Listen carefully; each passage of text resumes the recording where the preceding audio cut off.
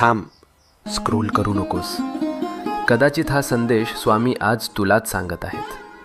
आपण सगळे प्रार्थना करतो ना, रात्री उशीवर डोकं ठेवल्यावर मनातलं सगळं देवाला सांगतो आणि मनापासून अपेक्षा करतो की उद्या काहीतरी बदल होईल. पण जेव्हा काहीच होत नाही तेव्हा मनात प्रश्न येतो, स्वामी ऐकतात का खरंच?